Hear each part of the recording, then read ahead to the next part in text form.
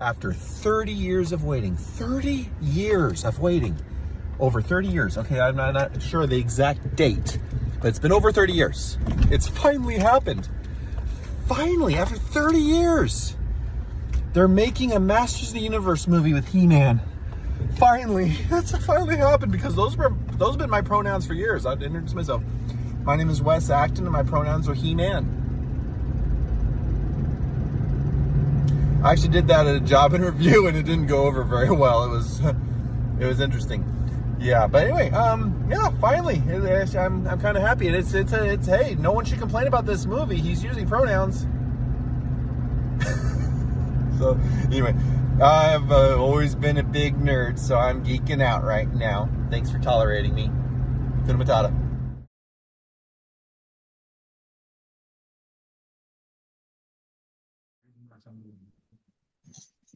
Yeah. How's it going? It's going. Grapefruit or grape nuts? Well, grapefruit is healthier. No, grape nuts. That was always a good memory as a kid of making sure I only did a little bit because it'd swell up, be huge. One time I put way too much in, put the milk in, and I had this huge heaping pile of swollen stuff. I went with grape nuts because it was fun, scientific. Toyota or Honda? Toyota or Honda? Toyota, hands down, Toyota. I'm just not much of a Honda fan, but yeah, Toyota. They've been stepping up their game lately. But yeah, Honda. I have not had much success with Honda. Cyndi Lauper or Cindy Crawford?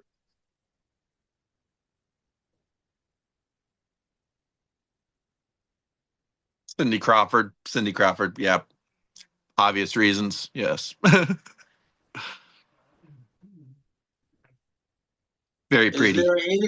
Is there anything you can't stand to eat? Anything that I can't stand to eat? No. Usually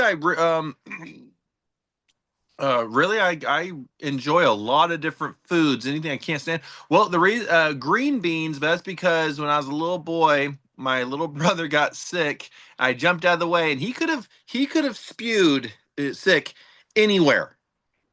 He's running through the door, and I jump out of the way and squat down so he can get past me. No, everywhere he turns right on my head and just right on my head. Anywhere else. And then, of course, my dad was working on the water heater, so there was no hot shower for at least 20, 30 minutes. So I smelt green beans mixed with everything else on me. So whenever I start eating green beans, I have that memory scent. So yeah, green beans is the tough one. But is there anything else I cannot stand to eat? I mean, I love all foods from all over the world too, but if there's something I just cannot stand, I mean, I like things spicy. Black beans and rice. I'm just not one for black beans and rice for some reason. Of course, it's all we ate for gosh a long time. So I just got tired of it. I mean, I did. It's not that I hate it. It's just I'm burnt out of black beans and rice. So I think that was it. And again, I probably had a bad version of it too. There's probably a better version I'll try someday. But yeah, those two items, yes. Favorite late night snack? Favorite late night snack is probably just me, but I like getting sliced salami with some cream cheese and Ruffles potato chips. I know that mixture I just get a little bit of that, some charcuterie little dishes, maybe some olives. I like having a little bit of like little diced cheeses and meats, crackers, the butter crackers. I think they're called Club. They're pretty tasty. Yeah, I think and it's probably not good for me to eat that kind of food that late, but I don't know. It just I enjoy that. The sliced salami, mainly sliced salami with Ruffles potato chips. That's probably just me. I'm more likely very weird on that one. Dodgeball or kickball?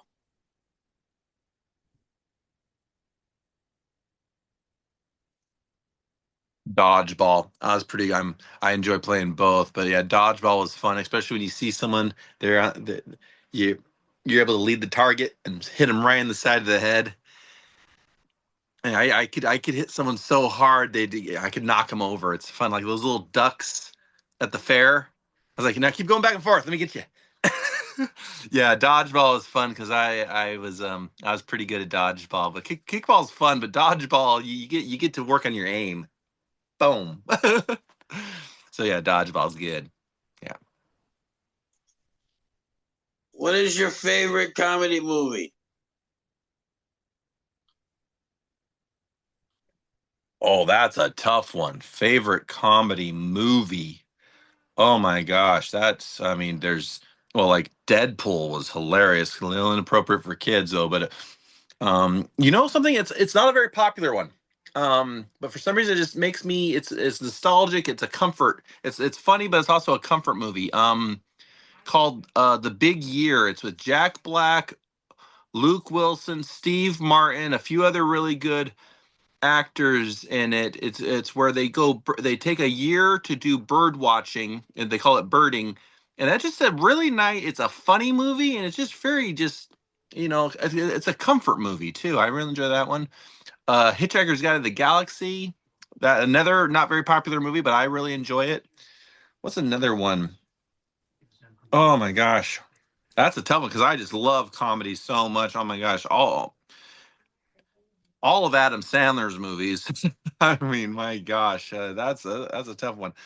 Um, oh shoot. Oh, another one I loved when I was a kid, Golden Child with Eddie Murphy. That's that was hilarious. The Golden Child with Eddie Murphy. I think I'm gonna go with that one because that one was so freaking funny. There's this little boy that's like a Buddhist monk, and he's been hired to protect or to do research to do investigation to save that child, and he's hilarious. He pisses off monks that took a vow of being calm and good. That movie is so funny.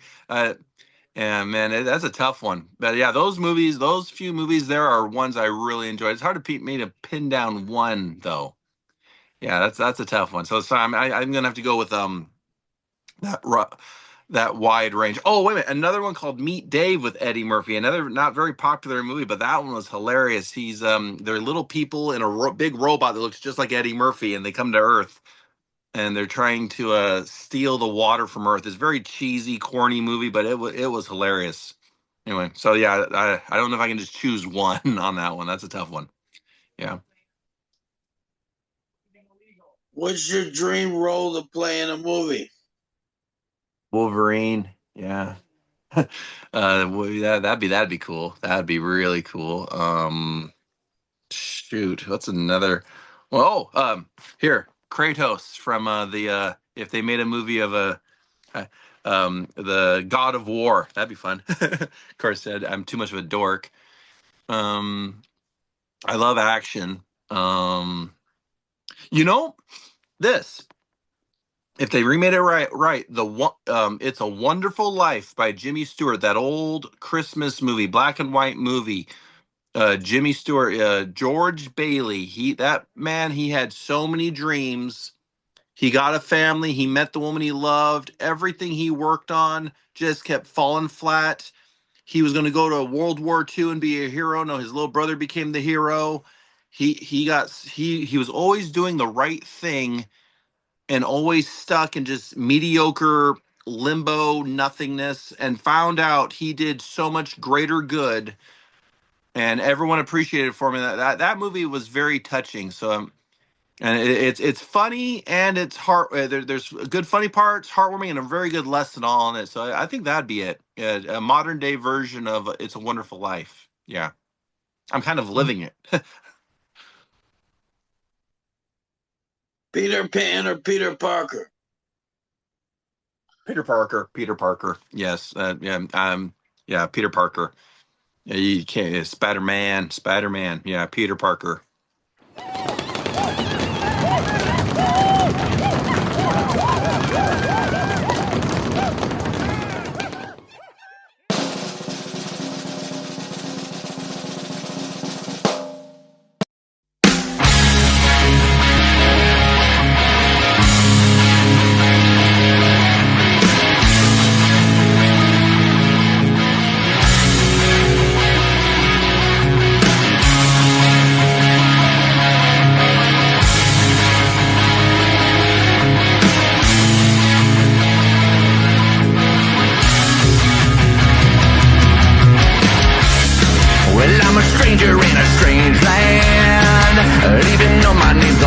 my key. I've never been in such a wasteland, and everybody's staring back at me. We're giving it all just like we used to, when it's the only thing that we all know. Looks like we're gonna be working blue, and everybody's waiting for the show.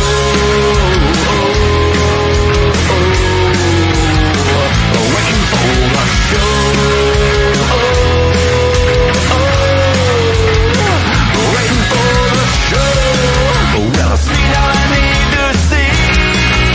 The scene is beyond belief. When you measure in major care, then you're a rock and roll casualty. Well, I've seen all I need to see. The scene is beyond belief.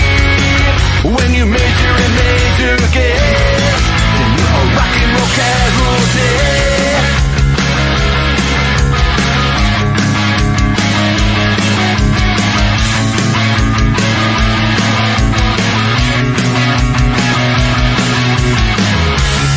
Well, it was shady from the word go.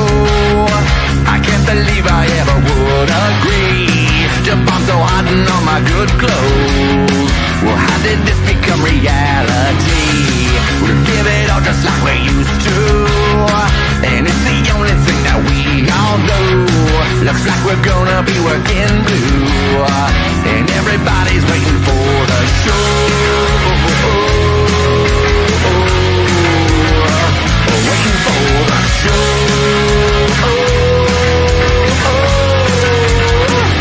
Waiting for the show.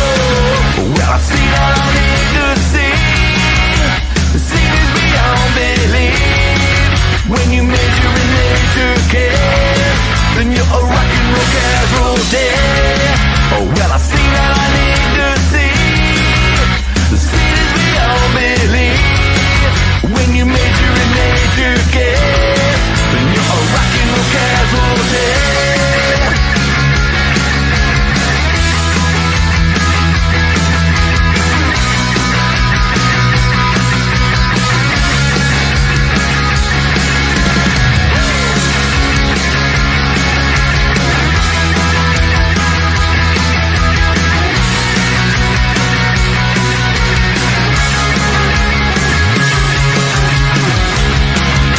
I've seen all I need to see. The scene is beyond belief. When you major in major care, then you're a rock and roll casualty. Well, I've seen all I need to see. The scene is beyond belief. When you major in major care, then you're a rock and roll casualty.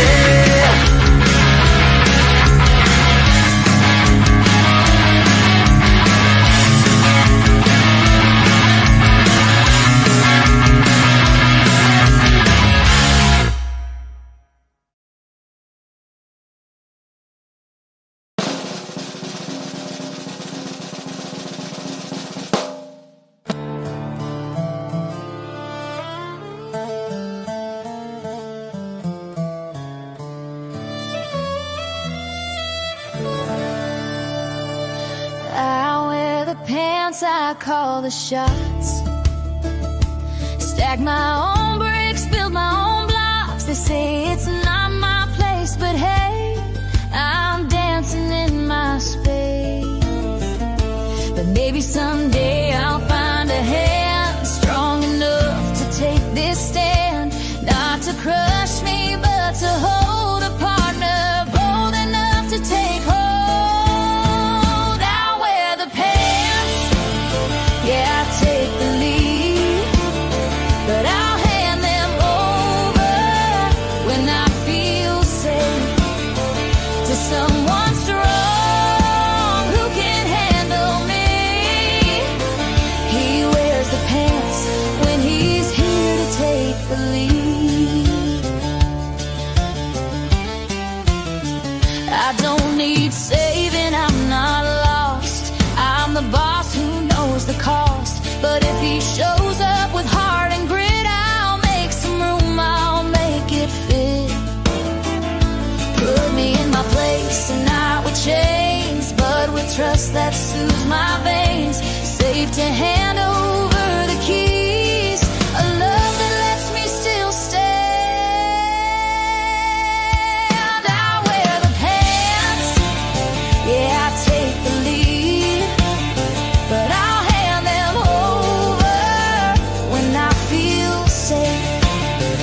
to someone strong who can handle me.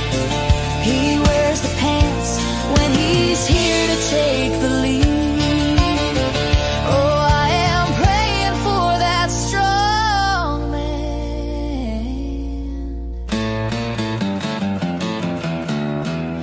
to take the pants off of me.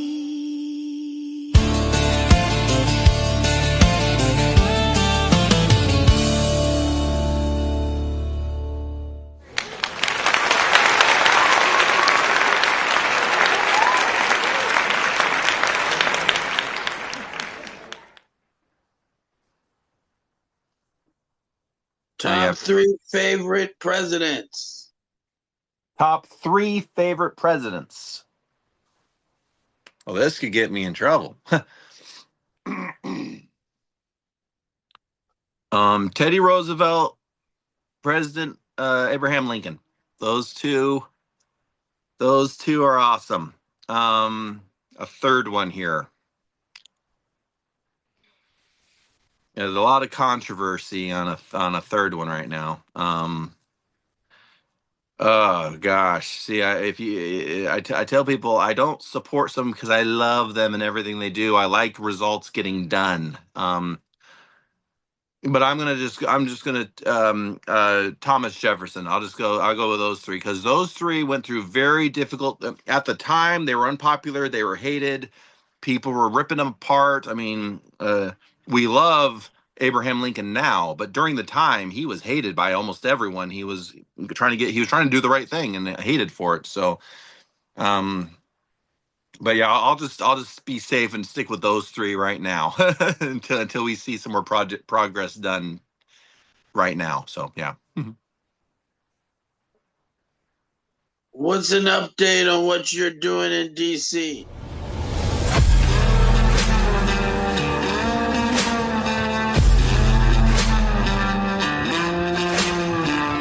Oh, that's getting exciting. We just had a meeting yesterday. We are getting a lot of major support from a lot of big names. We just posted on my Facebook, our boss, Francesca Amato. She's the author of the bill, the Family Justice and Accountability Act. She met with RFK. She's meeting with, from what we hear, not for sure yet, Nancy Mays. She's someone who's been through very difficult times in her personal life, Nancy Mays. And we do have some bipartisan support. We did meet with Chuck Schumer. Not we, like I was there too, but our team, and trying to get bipartisan support, saying that this is not a one-sided issue. This is to save children. I mean, I can't believe I have to say there's a possibility, even if there's a possibility of child trafficking, people are not like this. Wait, there shouldn't even be a possibility. But it's widespread, it's disgusting, it's vile, and we have to convince people to look into it. I mean, seriously, we have to say, hey, there's terrible abuse, terrible evil happening to children. Can we convince you and bribe you and coerce you into helping us? I was like, really, this has to be spelt out for you? And then the people that act like it's not happening it's just vile and disgusting. And then we're playing the victim if we bring it up. It's amazing. But no, we getting a lot of support. A lot of people who were attacking us have gone by the wayside. We showed them real quick that, back off, we're winning. And now we got some people that left us and now they want to come back. I'm like, well, you went out and lied about us. It was lies. Some bad things that were being said about us. They're absolute lies, and we can prove it. Or this way. That's more readable. So great things are happening. We're hoping to get a rally. We're looking for anyone who wants to do songs about what we're doing too. We're looking for artists because we're going to have a rally in DC in March. We don't have an exact date yet. We're still working on that. We're trying to get some people organized first. We're planning to do kind of a demonstration, play some music, have kind of a dance, and do do a demonstration on what family court has been doing to families. I mean, you're not allowed to present evidence when you're in court. You're not allowed to film the court. Hey, by the way, I'm in court right now. I mean, this is what the judge is saying. If the judge is doing everything right, he shouldn't be worried about being recorded because it's following the law, right? You will not believe the dozens of people I talk to every week. Now it's since when I started, it's up in the thousands of people I've talked to, at least made acquaintance with. They all have the same story. They're not allowed to present their evidence. They're not allowed to have witnesses. They're not allowed to have their own recordings, and their lawyers won't even give you your case without paying massive amounts of money just for them to take documents and hand them to you. That'll be $1,200. That's insane. To completely destroy families. And then when they're out of money, well, it looks like you're failing to thrive. You're not really able to take care of your children anymore. So we're not allowed to, we can't give you your children back because they've sucked all the money out of us. So that's failure to thrive. And then if you're so worried with 50-50 custody, the two parents are fighting, using the kid as a tug-of-war rope, the kid won't develop because they're too busy trying to be the goody two-shoes parent, the Disneyland parent, not let the kid do any chores, not develop, and then you're in trouble for there too. You're failing for child development, and if you're too strict on the kid, getting them to do chores, you're taking away their childhood. The court system has laid every single trap they could to take your children, and it is so widespread. It's not conspiracy theory anymore. It is absolutely happening for many years. They've destroyed good parents from all different backgrounds and making sure that all the little social issues of them fighting each other. Another one they came up with is called parental alienation. The court system does parental alienation, but they made sure to turn it around so the parents are accused of parental alienating each other. And that keeps them constantly fighting and then running back to a lawyer to get the help and support they think they are getting, but they're not. The lawyer calls the other one's lawyer and make a backroom deal. That's not conspiracy either. That's fact.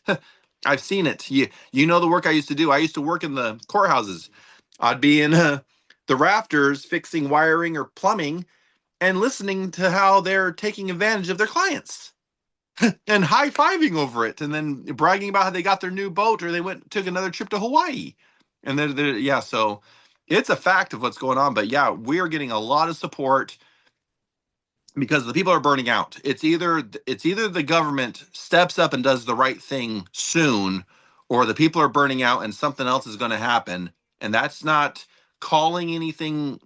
That's not a call to anything destructive. That's just fact of history. When the people feel like they're backed into a corner, like a caged wild animal, they're going to act like a caged wild animal because they have no other options. So that's what's happening. So that's a couple of conversations I've had with some higher ups. I won't mention names right now, but I made that point to them. I was like, and it's coming. The people are burnt out. They want to have a good life. They don't want to take 2 or 3 jobs to barely make rent. They want to have a life. Because back when we were kids, you could have one job, pay your mortgage, and have a vacation at least once or twice a year. You can't do that. You got to have 2 or 3 jobs, barely keep your kids, barely make rent, and just live in front of Netflix. That's not life. So, yeah. Anyway, I'll have a flag waving behind me here in a minute, and but no, that's the basic meat and potatoes of the situation, and it's looking very good, very positive. Tons of support. Yeah.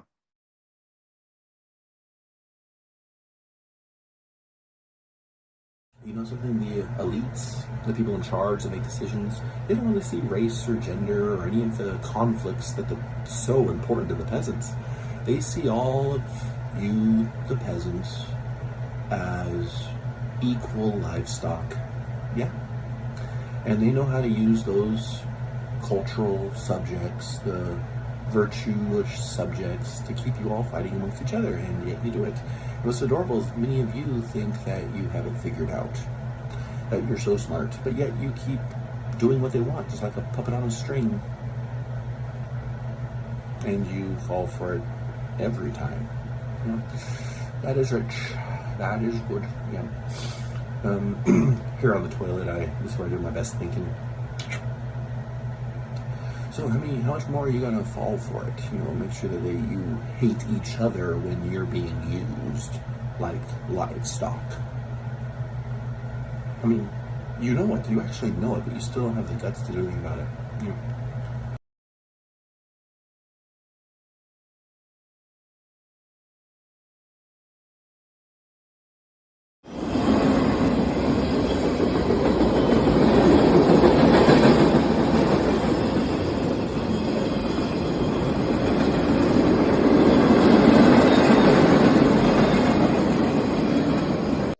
Did you know that lifespan issues, migraines, weight problems, cardiovascular issues, and psychological issues such as anxiety, depression, ADHD, and even Alzheimer's can all be related to poor sleep health? Meet Dr. Jerry Hu, triple board certified in dental sleep medicine and founder of Nevada Dental Sleep of Henderson. Dr. Hu offers a variety of specialized treatment options for children with sleep breathing problems, veteran and active duty military, and seniors. Book your appointment today by visiting nevadadentalsleep.com or call 702-478-8869. That's 702-478-8869.